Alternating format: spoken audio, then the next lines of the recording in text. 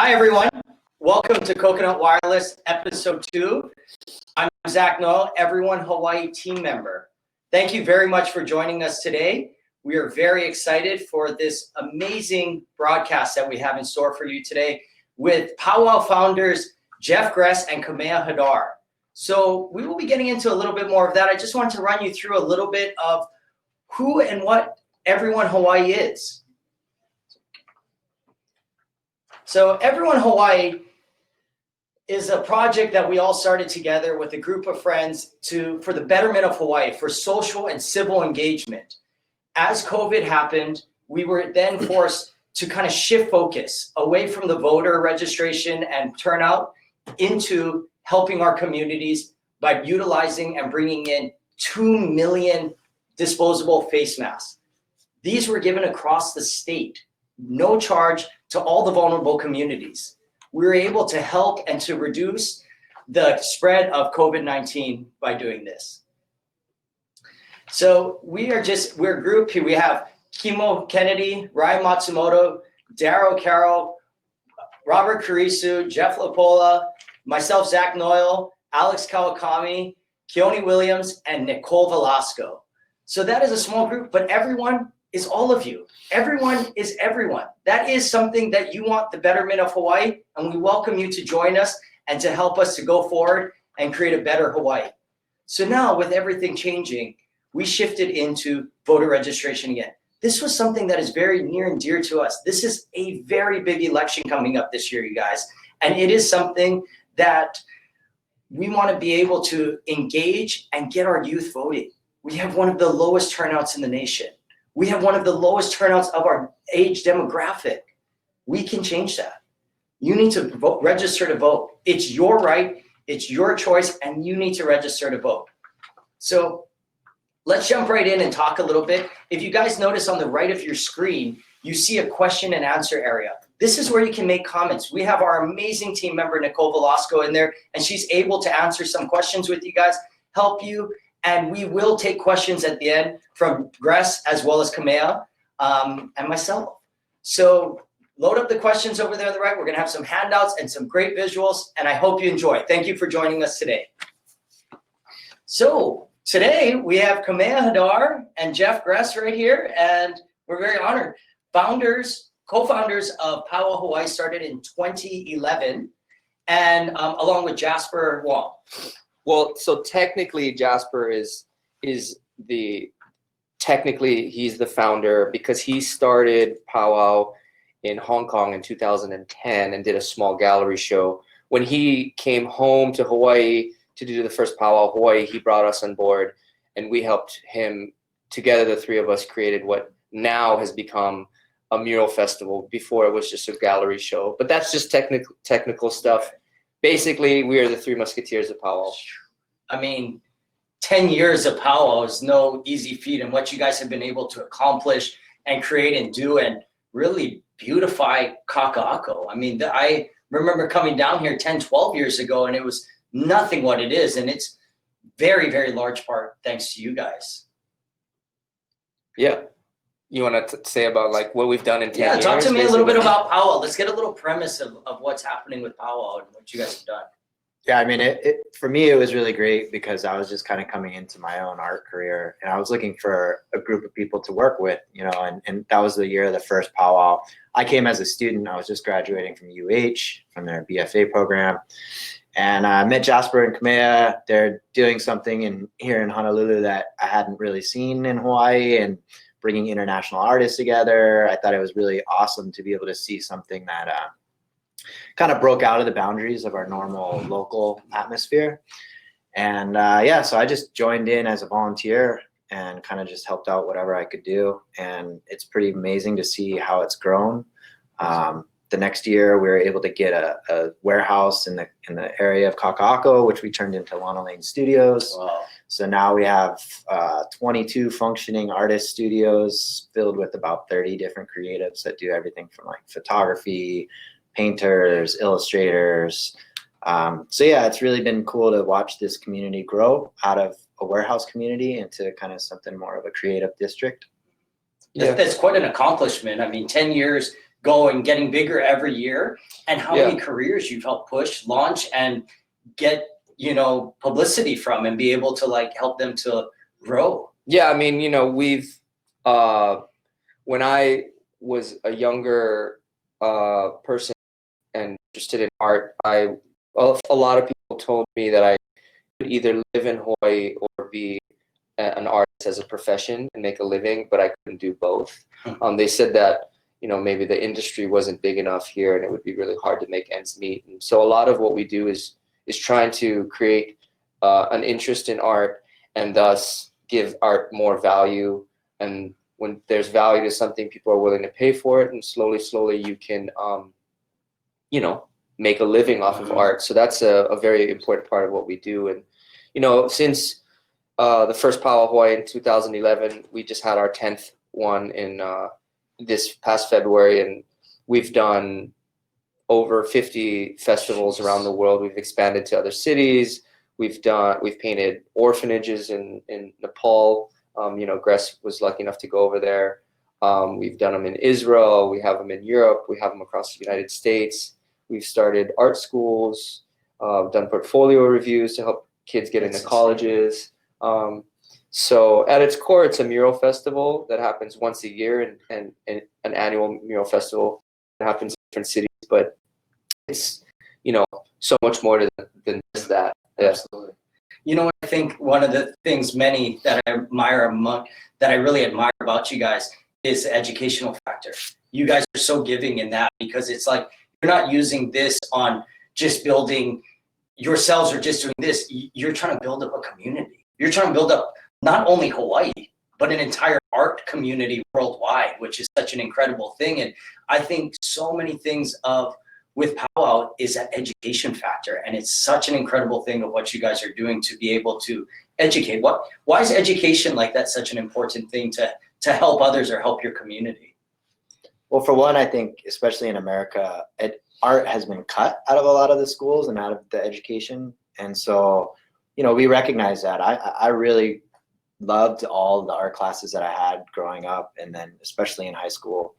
And to know that that's not really as much of an option is kind of disheartening. And it's, you know, to think that kids are just going to school and they're being pumped with all this education, but they don't have the ability to express their creativity or, you know, learn about other aspects of what maybe something that they can follow. And I think for our creative industry to grow, we have to be able to start from the youth. So it's great to be able to, you know, provide a little bit of that and whatever we can. Yeah, I think, you know, the three of us, you know, us two and Jasper very much have DIY mentalities. You know, we were very much raised in that if you know, don't have something and you want something, then you just do it yourself. You just create it. You know, if something doesn't exist, you have the ability to create anything. Right. So, you know, don't wait for someone else to do it. You just do it yourself.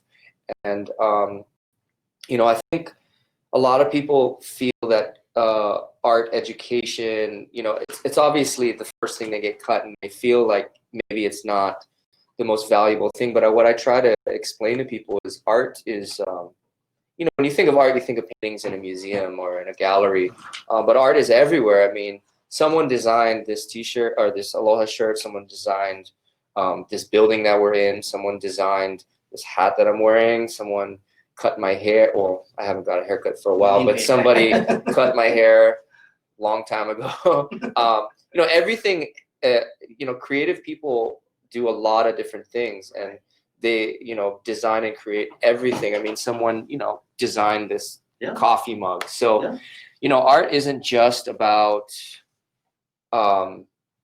paintings on a wall. It's so much more than that. And that's why it's important, you know. And I think another thing that I like to tell people is that everyone asks me, when did I become an artist? And I say that every kid starts off drawing and scribbling and making messes, you know, with pencils and crayons. And then I just never stopped. And I think that's an important thing to think about, is that almost every child has that kind of thing inside of them. And so and everyone who's watching, I'm sure, has as a kid has drawn something. So it's something that you should nurture. It's like built into I love people. that. Yeah. That art, that design, that, you know, it is subjective too. I mean, you Yeah. guys are world-class artists, and it's something, you know, known throughout the world of what you guys are doing. Let's talk a little bit. Let's start with Kamea here and talk a little bit about some of your incredible artwork that we've seen throughout Honolulu. And we'll talk a little bit. So let's see how you kind of got started, and you kind of tell us a few little points to where everything is. Okay. Well, you know, I was brought up very much in a traditional kind of, you know, artist education. I studied art in college, and you know, my mom sent me to Paris for a summer when I was 16 to apprentice under a French impressionist painter, and so I very much had a very typical kind of art on canvas kind of upbringing, and you know, people think that I was some crazy underground graffiti artist, but I never did that. You know, I was always in the studio, and I actually painted my first mural after we already started Powwow. So my mural making skills and was all stuff that I accumulated through Powwow and through the other artists that I met here. So I owe Powwow my mural career, you know, and people like Roan, who is an Australian artist and a good friend. He was one of the guys who first helped me take that step of like going big in the mural of my wife's face by Mother Waldron. The one of her looking up into the sky, by UFC Gym. So that mural was one of the first times I had started painting a little bigger, but that was when he kind of showed me the techniques of that I then had that light bulb moment where you're like, okay, if I can go as big as I want, you know, I could just take the lessons that I learned here and just like multiply them. And since then I've obviously gone pretty big. You know, I've gone, you know, 15 stories up and done big murals. And, you know, obviously the mural that we did last week with the two of us was 12 stories. So now that's kind of more and more. Yeah, it's pretty big, and it's more and more normal for us. You know, we know the equipment, we know the size, we know how to scale things. We know how to work fast and efficient. So, you know, another piece that people recognize is on Ward Avenue. I have a portrait of President Obama that I did a few years back, and that mural is entitled Hapa. So it's all about racial equality, and just him being, you know, multi-ethnic, and basically the concept of being Hapa. I'm Hapa, you know, Jeff's Hapa. A lot of my friends are, you know, that's a very beautiful concept in my opinion, in Hawaii, of just people, you know, of many different races all coming together, and it's such a melting pot, and I'm a physical manifestation of, you know, that, you know, I'm half, you know, half, or I'm many different things. My mom's Japanese Korean, which is already a kind of interesting mix, especially for her back in previous generations when grandma and grandpa got together. That was like a kind of like two cultures that didn't mesh well. My dad's Jewish, he's from Israel, so, you know, I'm really a poi dog. Right, yeah. Well, you know, people say, oh, you're a poi dog, you know, and I'm like, I like to think of it as a hybrid, you know. That's when two things come together and make something better, right? Then versus like, I'm like this, you know. But whatever, I don't really care, however you want to say it, you know. Poi dogs are resilient. Yeah. You know, Yeah, you know, those purebreds are kind of finicky dogs. You know? Right. So poi dog, that's a good thing, you know. It's a fighter, you know. Hang on one sec, everyone. We're just having a quick technical difficulty. We're just trying to get a couple of the photos up. So, do you want us to keep talking, or? So yeah, let's just keep talking there. So, but yeah, no, that's an incredible that you kind of been all around. You've seen it all, and you've come back to be able to create these pieces that are massive walls here throughout Hawaii. Yeah, I you know, for me, growing, what always drove me crazy and drives me crazy now is there's what I call like, and I've heard, and this term is not from me. I've heard someone else say it, and their name is kind of escaping me right now. But basically, the For Hawaii syndrome, where, and this is like a negative thing, not Yeah. a good thing. It's like, oh, the opera is good Right. for Hawaii, Right. or oh, that concert was good for Hawaii, or it's like I hate that. It's Yeah. like it should be good Yeah. or bad, or Right. we should strive to have things in our state that are on the level globally. Mhm. So I don't want to make art that's good for Hawaii. I want to make art that's good, considered around. good globally, Yep. right? So to me, it's important to think that way and to not kind of have that complex of like, well, I'm in Hawaii, so it'll never be as good as if I were an artist from a big city like in New York, or I'll never be as good, fashion designer as one who's in Paris and New York or a hotspot. You know what I mean? It's like I want people in the state to, and in anywhere for that matter, to realize to rid themselves of that complex, and that now with technology, with ease of travel, with the internet where you can be exposed to anything worldwide, you don't have to be in those places to educate yourself and to know all of these things, and to make yourself into someone who's recognized internationally. So that's kind of the way that I think, and that's kind of the way that I want my kids to grow up. That's powerful. Yeah. That's a lot. Let's talk a little bit, Gress, about you, Jeff Gress. Talk to us a little bit about your upbringing and where you kind of get your inspirations. You have a very different style, very complementary to Kamea, very different as well from Jasper. You guys all have very different but complementary styles. Seems you guys feed off each other a little bit. Where do you get your style? Where do you kind of develop, and how you came up with that?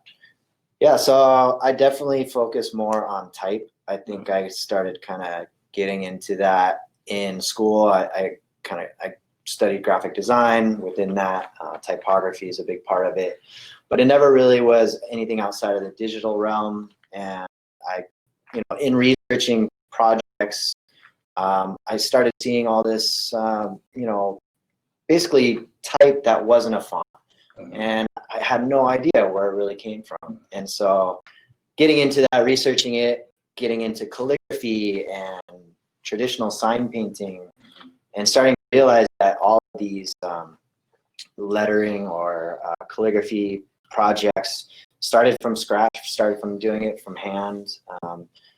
I think that I just kind of naturally had this ability to draft letters by hand, yet I had no idea what that value was. And then later on, as I kind of got out of trying to do everything on the computer and graphic design, realized that this is really a lot more interesting to me. The fact that us as humans are able to kind of create this design by hand, so I really started studying as much as I could. I had to fly to, San Francisco and LA to go take some workshops, but I took some sign painting workshops. I learned from a lot of the old masters and some of the guys that are kind of continuing this tradition of hand painted signs. I got to learn gold gilding and trying to do all of that signage where you're leafing and trying to turn it into fine art as well. So using these traditional techniques, figuring out how to actually transfer that into something a little bit more contemporary or conceptual. And it was, something that stuck. I think that it, like you were saying, it kind of is different from, let's say, Kamea's portraits, or Jasper does a lot of characters and illustrations. So when we work together, it works really well too, because we can collaborate on projects, and the juxtaposition of something very graphic versus something realistic and adding type or abstraction of type, it really highlights different creative aspects, and they play together really well sometimes. And and it also shows that there's a big broad range when it comes to art and when it comes to design and how it all fits together. Absolutely. Yeah, I mean, I guess it goes back to that idea of a hybrid.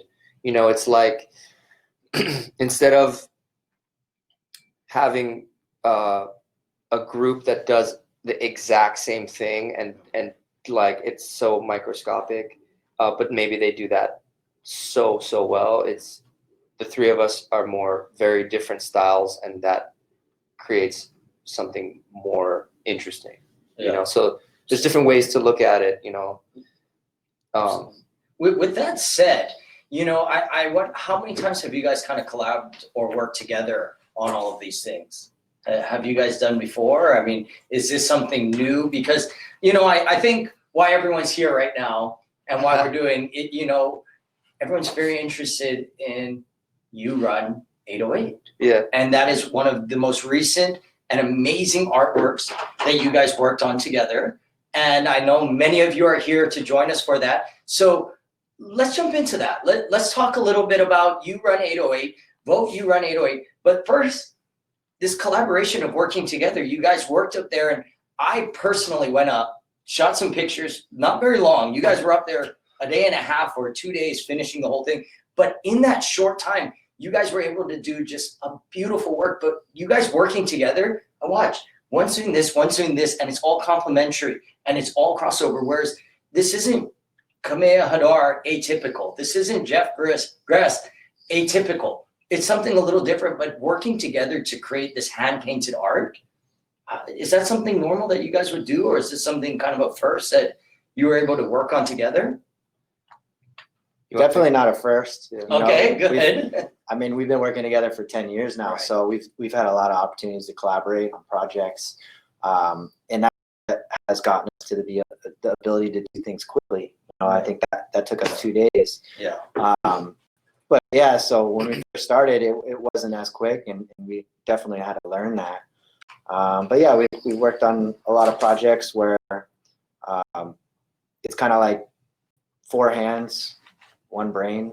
You know, Yeah. we're able to get a lot done without having to all just do all the work. Yeah, I think you know, Gress and I work really well together. I think it's, you know, similar work ethic, similar, you know, and then just the experience of working together, so that there's never downtime. You know, there's never a period where one of us isn't working. It's always like both of us are working very efficiently. So there's been projects like this one where I seriously feel like, you know, it was done at as quickly as humanly possible. And I don't know if it could have even been done faster. And, you know, we had a deadline. We wanted to get it up before the Thursday of voter registration deadline. And so we just put in the hours and just did it as fast and efficiently as possible. A lot of it's like problem solving, because when you're on a wall, even if you have exactly what you need to do, there's, you know, maybe there's cracks in the wall, or there's all these different things that come up.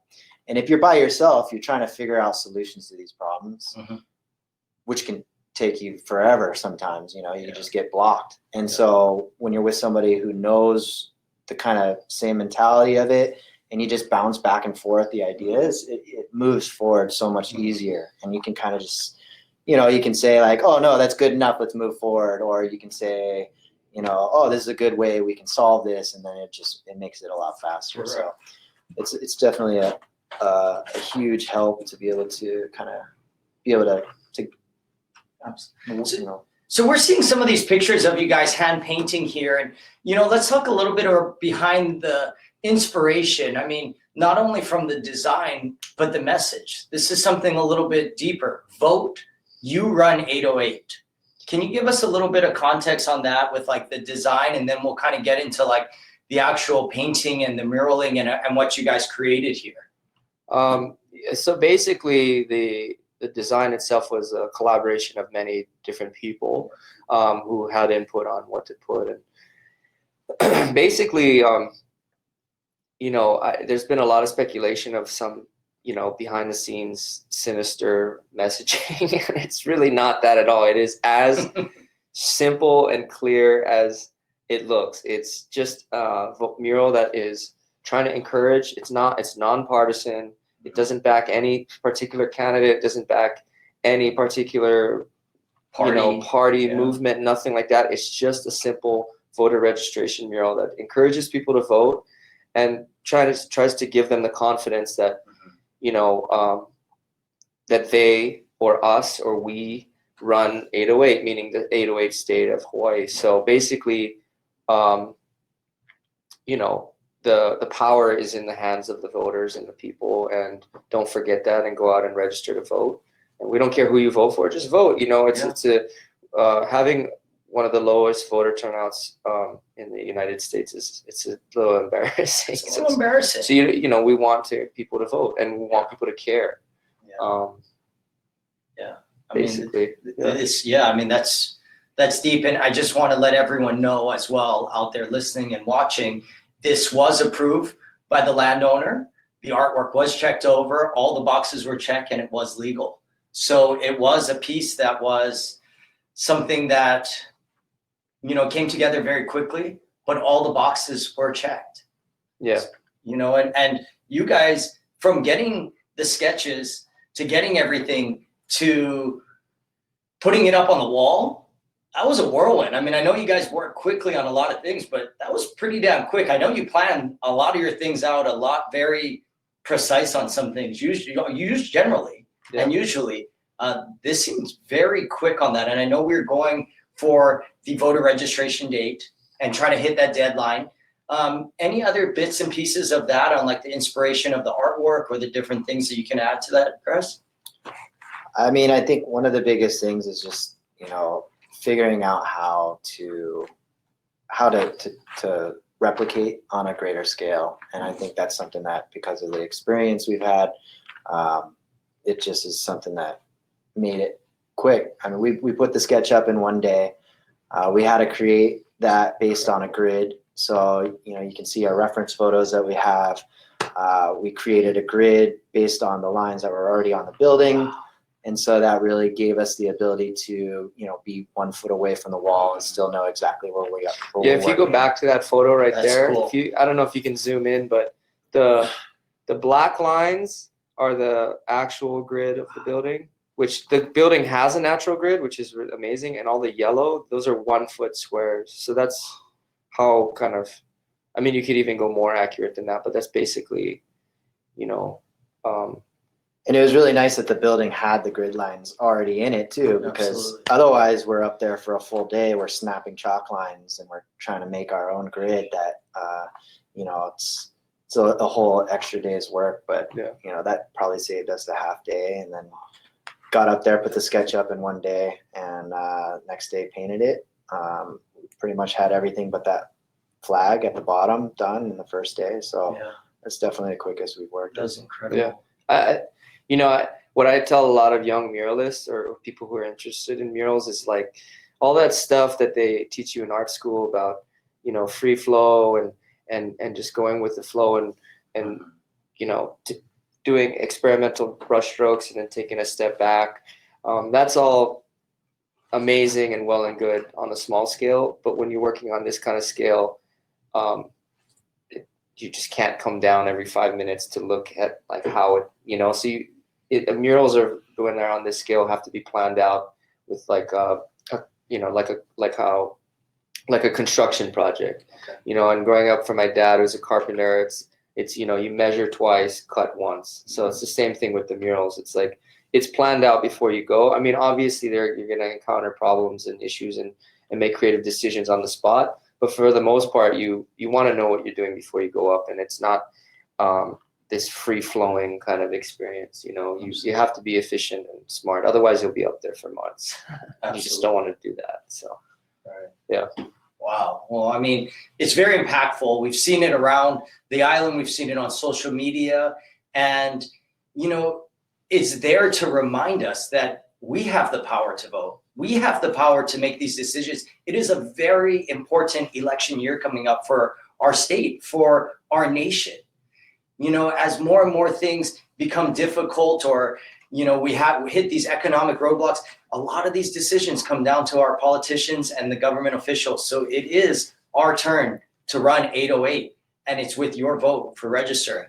So, you know, just speaking on that, Kamea, you mentioned a few times up there how amazing to do the roller black on it with the black paint, and talking a reference to 80s graffiti artists and how that was like an ode to like that era? I believe it was the 80s graffiti. Well, I mean, you know, graffiti as an art form has really grown. You know, it started as you know, being considered just pure vandalism to now it's actually been considered an art form, and a lot of these graffiti artists have grown into, you know, big fine artists and doing big legal murals and getting paid very well for their skills. But you know, a lot of the like graffiti artists back in the day, they obviously mostly used spray paint, but they would also, you know, there's also another form of graffiti that where, you know, you just use a big roller, you just, you know, do these big roller pieces with huge letters, you know, because you can just get a lot more paint up. So to us, you know, when we were painting up there, it's definitely an ode to some of those that kind of technique you could say, where you're just trying to blast out the biggest, boldest letters that you can in the shortest amount of time. You know, obviously we cleaned it up a bit and the edges were real clean and cut, but that kind of is the feeling that we had when we were up there, is, you know, kind of that the ode to those big, you know, those graffiti artists who paved the way, and the big roller pieces that they did and they have and they're still doing. Yeah. Wow, that's incredible. I mean, to be able to see it, of you guys hand painting it up there, spending hours on end up there, was quite incredible to see. Gress, would you like to add a little bit about that and just like how it kind of made you? I mean, seeing this impact you guys, your friends saw, you've seen what happened, you saw the outcry from both ends of it. How was creating something like that? You guys wouldn't be painting this if it wasn't something that you didn't believe in. So to be able to create and do this, it's to undertake it even to begin was something you guys wanted to be a part of and be a part of the movement. Every1ne Hawaii has partnered with Powwow as your guys selves, and we did a massive mass drive. I think it was the largest one we did in the entire state, you know, that we did right here in Kakako out of Lana Lane. So it's something very important of you guys being involved in the community like that. How did that make you feel to be a part of something like that, and hearing the feedback on both ends of those things? Like, how did that make you feel? It's really cool now. I mean, people kind of ask about it, like, oh, you know, do you know that mural? And I said, oh yeah, I actually was one of the painters on that. And they want to, you know, they want to say thank you and they appreciate the message, and I try to relay that I can't take the credit. You know, it's like it's a group effort. The design was a group effort, the idea, the concept, and so that's one thing that, you know, I love being a part of it, and I'm super thankful that I was asked to do it. And especially because, you know, being able to contribute to my community, or being able to somehow be active politically without being, you know, on one side or the other, and more of just a call to action to get involved. I appreciate the ability to do that. And so really it's, the scale is a big thing, being able to do something that's impactful, and you know, we had a lot of people just kind of tripping out while we're up there painting it, and you know, a few people kind of calling at the same time, and just like, wow, this is nuts.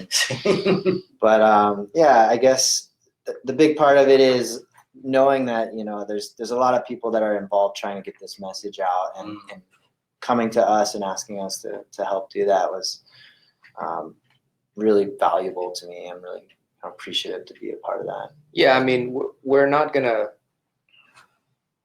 paint what we don't believe in, you know. So, you know, we get paid to paint murals, and I've been offered, you know, money to pay to paint certain things, and I, you know, have a family and I have a mortgage and I have bills to pay, but I'm not gonna put something up that I don't believe in. So yeah, we just don't do that. Right. I mean, some artists do, we don't. So and going back to what Gress said, it's very much a team effort. You know, I think with a lot of these projects, because we're the ones putting the beautiful frosting on this cake, then we get a lot of the credit, but we didn't bake the cake, you know. So even though we're the ones who made it look pretty at the end, the foundation of it comes from a larger group of people that that put a lot of time and effort. So we're blessed that we get to use our skills to help relate and get that message out there. But again, we can't take all the credit for it, obviously. And yeah, I mean, it was multitude of many hands and many people and making this happen. I mean, what is your feeling on it of being painted over? It's no surprise that it was painted over. It's a bummer. Yeah. It definitely wasn't your choice. And how does that kind of resonate with you? I know that we talked about this in depth off camera of how in the beginning with Powwow, you'd paint them over almost like black. You paint it over every year. And so it's covering up. The message is there. The message is heard. The message is to the people, and you know that you run 808. But how does that make you guys feel as artists, like being a part of that? Was this the shortest mural that you guys have had go up, that you guys have painted, that has come down? I mean, it doesn't seem real. Was it 4 days, 3.5 days? Yeah, it was a record for the most short-lived. The shortest lived. It was the quickest knockout in UFC history or powwow history. You know what I mean? We can't, or we won't comment on the specifics of why it came down. Right. It was definitely not voluntary. There was a lot going on, and we had to bring it down. But you want to talk about just like, I think tying it back to what you're saying about with Powwow, we've had to go over murals. The first Powwow, one of the concepts was to actually black out all of the artwork that was created throughout the week. And basically that was to encourage people to recognize that it's the creation of this work that's really important, and to be able to watch the process. So every year we do this festival where it's a week long, and we encourage the public to come out through all week. And that gives you the opportunity to watch the process, to see how the artist does their work, sometimes to interact with the artist. And at the end, the piece of work is beautiful, but it's not necessarily the most important aspect of the thing. Okay. And I think, we've had quite a few murals that at the end we either blacked it out just for a purpose, or, maybe they lived on for 1 year and then we put another mural up. And it's kind of also to relay the message that, look, this is art in the public sphere. It doesn't necessarily last forever. If you come from a graffiti background, it might last 3 hours before, you do it at night, and in the morning it's already painted out. Yeah. So it reflects that attitude where, you recognize the process, you recognize the purpose of doing it. And these days you take a photo and it gets shared online anyway. So I think we've been able to separate ourselves from the work a little bit. So it doesn't sting as bad, when you actually have to paint it over. Yeah. So we're kind of used to that a little bit, and I think it's a little bit more shocking to the public because, here it is, this thing that you put a lot of work and effort into, and then it's just gone, and people are just kind of confused what happened. And why. I think, continuing what Gress said is it's as muralists, we've very much are used to things not being permanent. So we don't, get as emotionally attached to our artwork.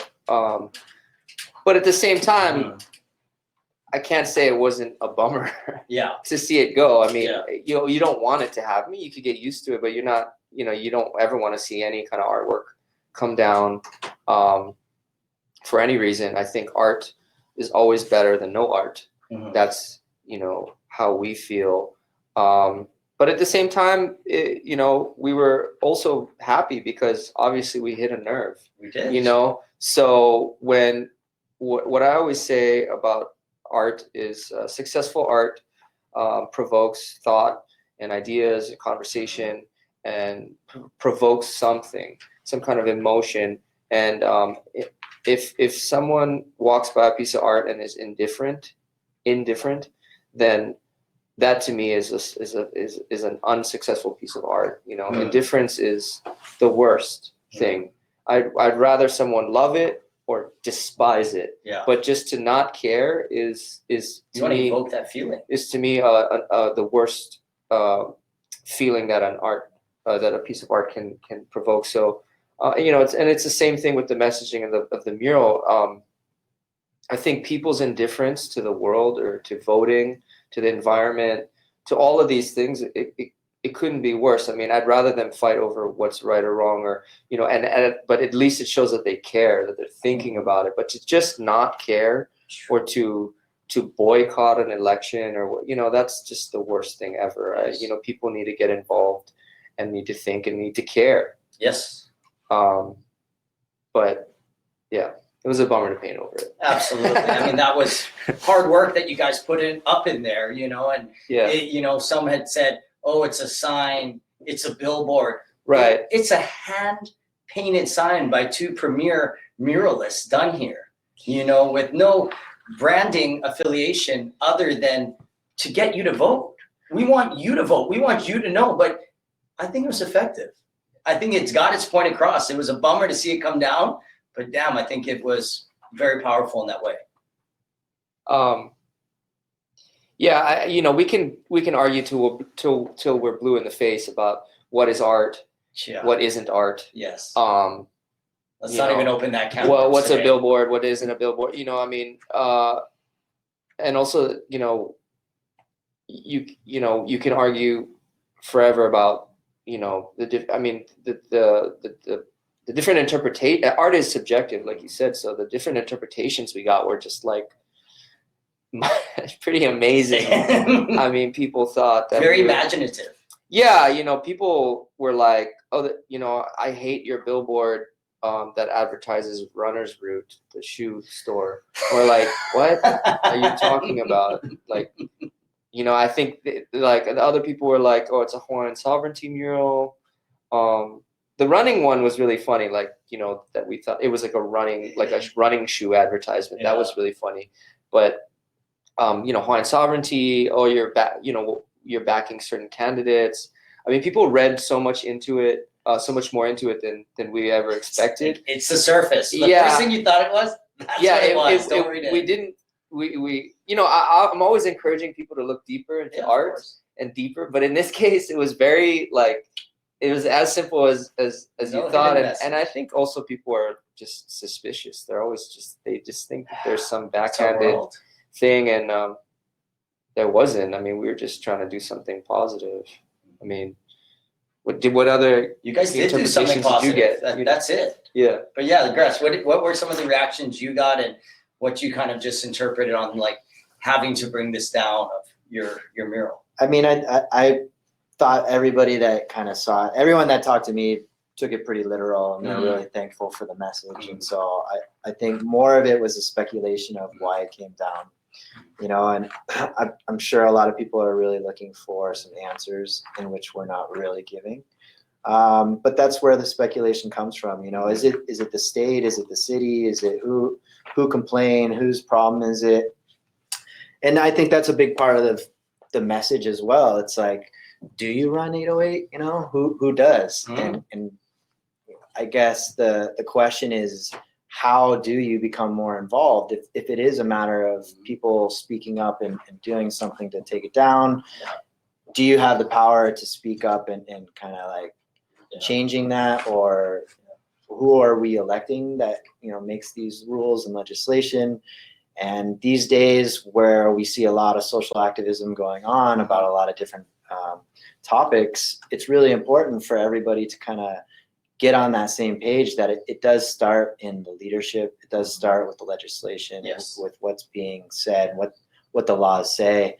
And that stuff can change, you know, and we can rewrite stuff. We can, you know, recreate the world that we're living in. And so it takes our generation, it takes our seeing the way that things are being ran now, looking at our kids that are going to be growing up in this world and figuring out what is it that we can do to change the world better for our kids? And, you know, everyone wants to, well, not everyone, but a lot of people think that this system is so complex that we don't have the ability to be a part of it, that it kind of runs on its own. And that's just because we have a lot of politicians that are all self-interests, and we don't feel like we're represented by a specific party. We don't really have this, you know, feeling that the matters, the things that are being talked about are what really matters to us. And I think that's what discourages people and kind of makes them not want to enter into this political sphere. Yeah. But I think that's the problem as well, because we really do have a big part of it when it comes down to local leadership, all the way up to, you know, national leadership. So, you know, it's a difficult situation. It's clearly we have bigger problems that we're not in control of, but I think that it does start from our level. We have to be able to kind of educate ourselves with these aspects and figure out how to change some of the things that we can change. And there really are a lot more that we can, there's a lot more that we can do. Yeah, I mean, you know, I think it's also important to note that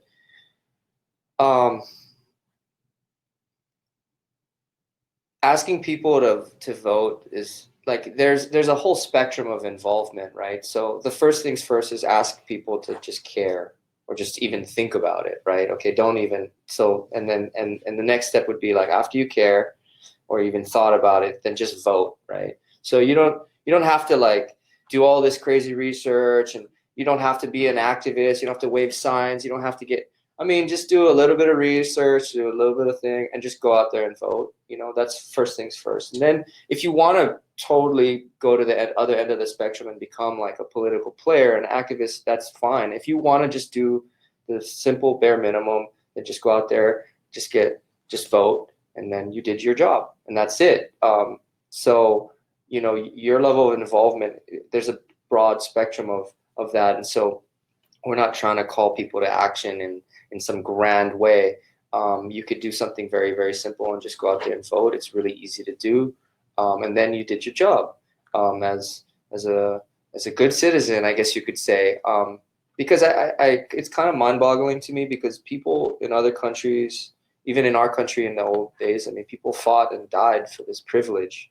You know, people in other countries, they fight for this privilege to vote, to have elections that maybe, you know, some countries don't even have, you know, democratic elections. So, you know, when you know, 4 years ago, when people that I knew were boycotting the election, I just thought that was just ridiculous. That's just not, I don't think it's doing, people that boycotted had certain reasons, and I didn't believe that they were accomplishing what they wanted to accomplish by boycotting the election. To me, I think it did quite the opposite. But that's just my opinion. People have different opinions, and they're entitled to them. And that's why we're also not saying to vote for one way or the other. I mean, the person that I vote for could be the exact opposite of someone who saw my mural and was encouraged to vote, and they could have the complete different set of ideals than me, that I would very fiercely disagree with. But it doesn't matter. People are entitled to their opinion and entitled to what they believe. But I think caring about the world is something that, you know, across the board, I would want for people. And I think that's like the beauty, you guys. This is what we want to help, and this is what we want to do with Every1ne Hawaii. We want to help you to understand, to educate you on this voting process. There is no political affiliation. We just want to educate. We want to help, because it's your right to vote. You can do it. So we're going to take a couple questions right now. There's been an incredible talk. I've learned a lot, and big fans already. But, you know, there's one question. Where will there be a new mural up at the same location by Mark? Thoughts, or? Sorry, what was the question? Will there be a new mural going up at the same location? Look at that face. I mean, I know you're a big fan of the wall. Yeah, I think any muralist that sees such a beautiful canvas that's so visible and so big, and it has no windows, it has no obstructions, it can be seen from every. I mean, it's just like a muralist's wet dream, you know. So I think the two of us would love to. There's no immediate plans, but we would love to. I mean, that's how you feel, right? Absolutely. Yeah. Ideal wall. Yeah. Great situation. Been So up there before, know what to do. no immediate plans, but definitely please let us paint a mural there. Yeah. We can make that happen in the Yeah. near future. But yeah, so we'll take a couple other questions, and anything else that you guys want to say, just some closing remarks as we go. One other thing about voting, you know, a lot of times people are thinking, well, it's the president that we're voting for, and maybe as a state we don't have that much say because we're a blue state, or, you know, but I think that is exactly the kind of mentality we want to change for the presidential level. But there's also local leadership, and a lot of times that comes down to a very small amount of votes that can make or break local leadership. And the difference that the local leaders can do because of who's elected is pretty great, you know. So getting a little bit of research about who's running for city council of your area, and being able to make a difference in who is elected there can play a huge difference. Absolutely. You know. And I think today there's a lot of varying ideas of where our cities and where our government should go. So that's definitely something that I've had to educate a little bit more on myself, because I didn't know how easily you can, you know, alter the course of what's going on close to you. I mean, it could affect your career too, Totally. to a degree. You know, as we see these things, it definitely could be something that shifts and changes a lot. We have a mayoral race coming up. We have the prosecutor, and it's a lot of exciting things happening. Sorry. So. I'm laughing Kamea. because I didn't mean to laugh at what you guys were saying. I can see my cousin commenting on the feed, and I just sorry. Well, you know, distracted. how can kids get involved with muraling? How can kids learn through Powwow? That's from Layla. How can kids get involved with?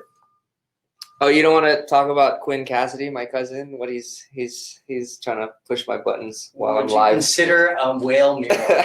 He's just trying to push my buttons. Okay, so kids, how can kids get involved in muraling?